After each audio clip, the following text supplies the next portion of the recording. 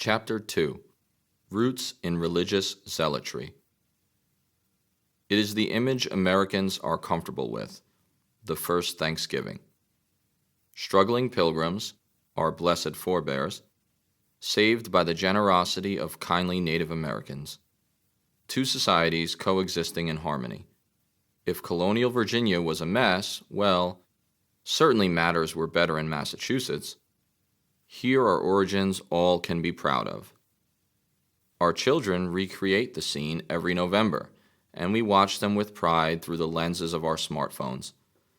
But is this representation of life in colonial New England an accurate portrait of Anglo-Native relations at Plymouth, or, for that matter, in the larger Massachusetts Bay Colony? Of course it isn't, but nonetheless the impression, the myth, persists. That's a story unto itself. Consider this. How many Americans even know there was a difference between Pilgrims and Puritans? The distinctions matter. The Pilgrims, of course, arrived first. Calvinists of humble origins, the Pilgrims were Protestant Separatists who believed the mainstream Church of England was beyond saving. They fled England for the Netherlands in the early 17th century, and then, in 1620, about 100 boarded the Mayflower to go to North America. It was they who landed on Plymouth Rock.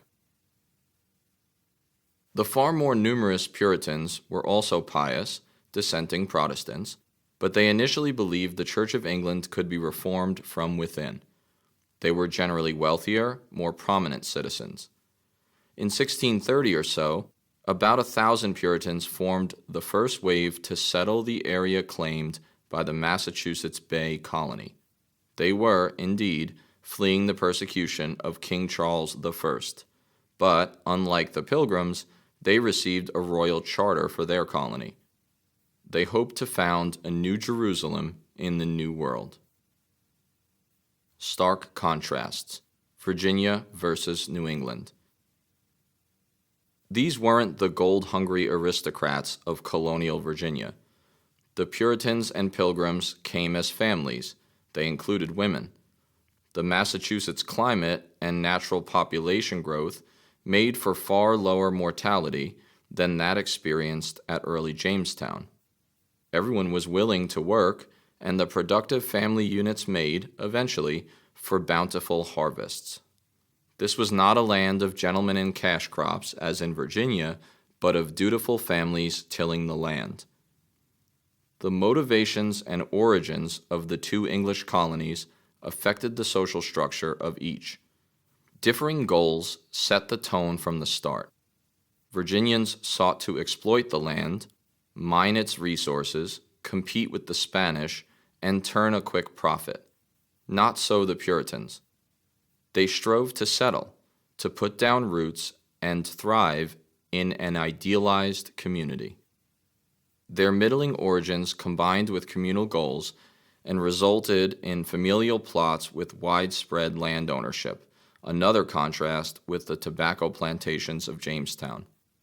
All this translated into a rough economic equality, at least in the early years. There was also a near total absence of chattel slavery. The climate didn't support the most common cash crops, and so there was little incentive to import Africans to New England. God wills it, the motivations of the Puritans. It all sounds harmonious, idyllic even, yet something lurked below the surface, something dark and unpleasant to modern eyes. These were fundamentalist zealots. These insufferable, millenarian Calvinists held themselves in shockingly high esteem. They were chosen. They would transform the world by their example. If the Pilgrims sought separation from a world of sin, the Puritans meant to create a new world, an example for all to emulate. It briefs well and makes for an agreeable origin narrative. But isn't there something disturbing about such a people, about such overbearing confidence? Ponder the words of John Winthrop, an early governor of the Bay Colony. We shall find that the God of Israel is among us, when 10 of us shall be able to resist 1,000 of our enemies, when he shall make us a praise and glory, that men shall say of succeeding plantations, the Lord make it like that of New England, for we must consider that we shall be as a city upon a hill. The eyes of all people are upon us. These were people on a mission, the Lord's mission, come what may. Such people would seem to be on a collision course with the region's natives and Anglo nonconformists, and this would soon come to pass. The Puritans' motivations and goals raise some salient questions. What does such colossal self-regard say about a society, and what are the implications for that society? Is it ultimately a good thing? That's certainly a matter of opinion, but the questions themselves are instructive. Americans must make such queries to get an honest sense of themselves and their origins. This much is hard to argue with.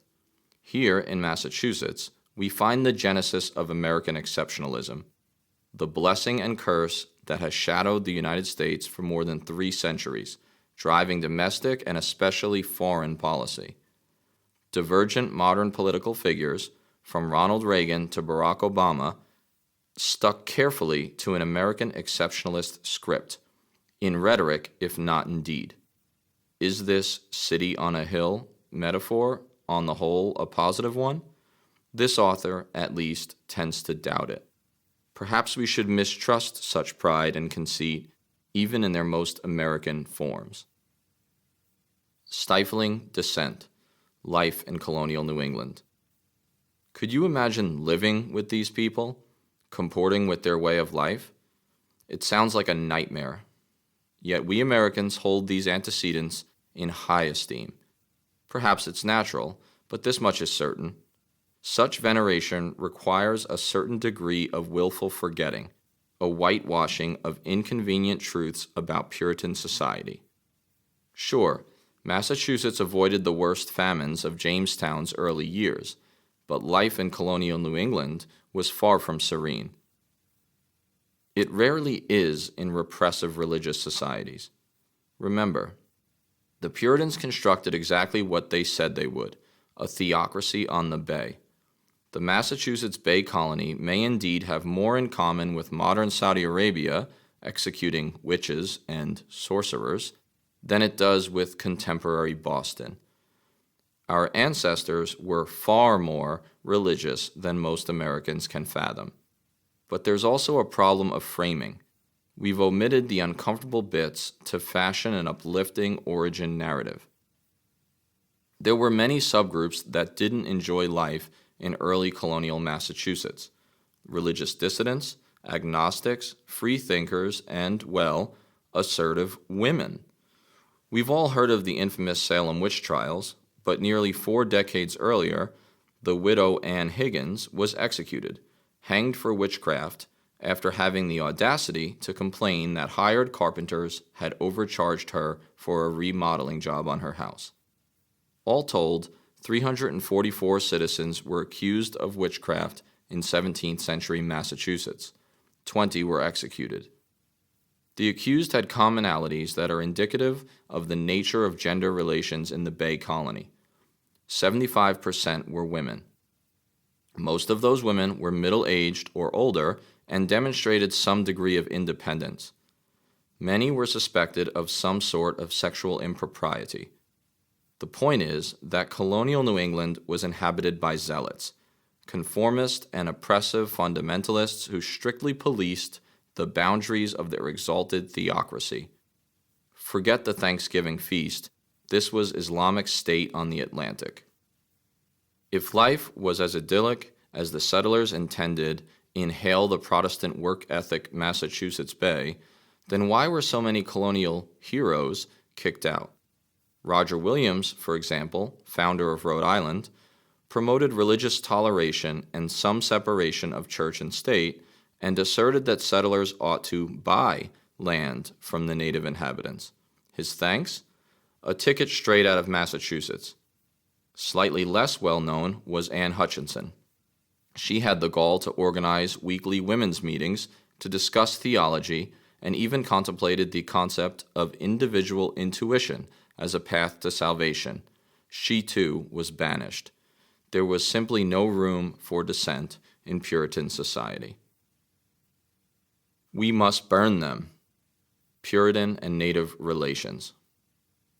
This, naturally, brings us to the native peoples of New England.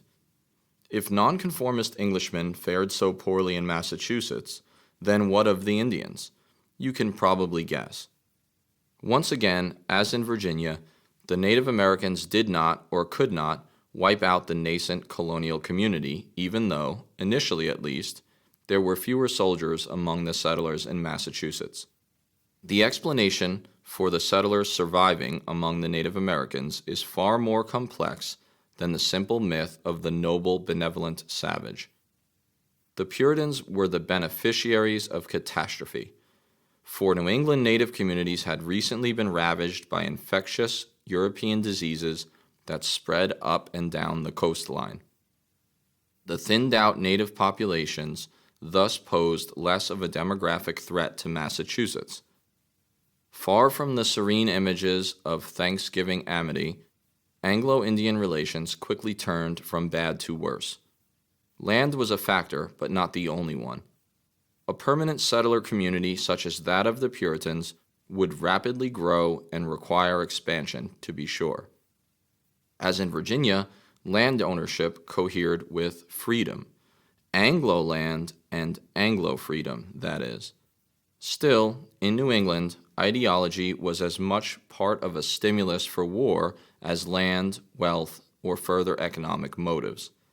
Native tribes, the swarthy and unbelieving Pequot, Wampanoag, Narragansett, and others, simply did not fit into the Puritans' messianic worldview. Conquered or converted were the only acceptable states for local Indians.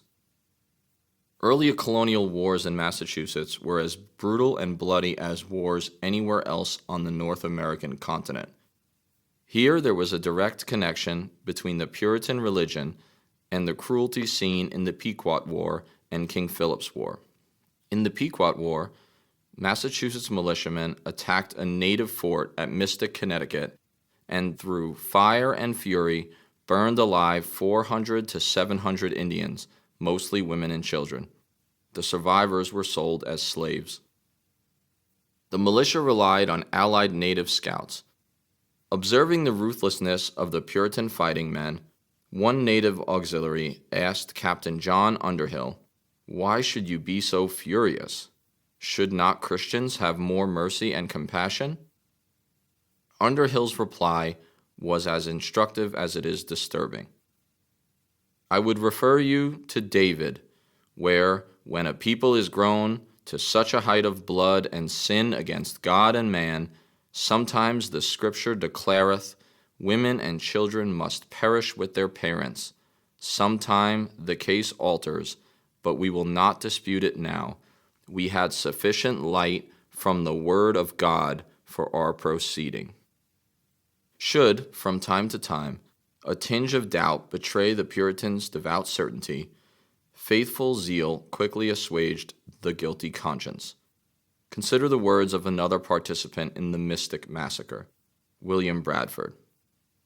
"It was a fearful sight to see them thus frying in the fire, and horrible was the stink. But the victory seemed a sweet sacrifice, and they gave the praise thereof to God." Nearly simultaneous to the Virginian Bacon's Rebellion, the Puritans fought King Philip's War in Massachusetts. Mercilessly executed on both sides, this was a war of survival that forever broke native power and independence in New England. Nearly 1 in 50 colonists were killed in what was by far the bloodiest war in American history, with 11 times the death rate of World War II. The native leader, Metacom, known to the settlers as King Philip, was betrayed by an informer and killed, and his head was displayed on a pole in Plymouth, Massachusetts, for decades. When it came to Native American affairs, the Puritans hardly set the "city on a hill" example. Or did they? After all, John Winthrop believed the God of Israel, a jealous, smiting deity, if ever there was one, was among the Puritans, guiding their every move. As noted here earlier, Winthrop claimed this god provided the colonists such strength that 10 of their number could resist 1,000 enemies. Viciousness and intolerance toward racially distinct heathen natives were actually at the heart of City on a Hill teleology from the start. What Americans now decry in the greater Middle East is but an echo of their colonial past. That much is worth remembering. Not so different. What Virginians and New Englanders shared. When considering the two origin societies of Virginia and Massachusetts, the differences are stark and effortlessly leap forth. More difficult, but just as relevant, are their significant commonalities. For it is in the overlap that we find our shared heritage, that which is universal in the American past and perhaps the past of all settler colonial societies. Anglo-dominance and arrogance acutely pervaded both colonial civilizations. In Massachusetts, as in Virginia, conflict with and brutality toward the native peoples were regular features of settler life. In each setting, though to differing extents, a fever for land combined with exceptionalist ideology to conquer slave and native alike. For Englishmen, property ownership corresponded with liberty, but all along the eastern seaboard, Anglo-liberty portended native death and displacement. If colonial Virginian society was fundamentally based on white unity at the expense of African slaves, then perhaps Puritan Massachusetts was founded upon Anglo-zealotry at the expense of a savage Indian other. As proud descendants, some literally, most figuratively, of these twin settler colonial enterprises, Americans must grapple with their inconvenient past. Here there's much work left to be done. The exceptionalism and chauvinistic Protestantism of the Massachusetts Puritans long influenced the American experiment. From the City on a Hill, it is but a short journey to manifest destiny and the conquest of a continent. Native inhabitants be damned. Again, origins and origin stories matter. They inform who we were and who we are, in stark contrast with who we'd like to think we were and are. America is its best self when it searches its soul and reforms from within, when, that is, it confronts its demons and seeks a better, more inclusive and empathetic future.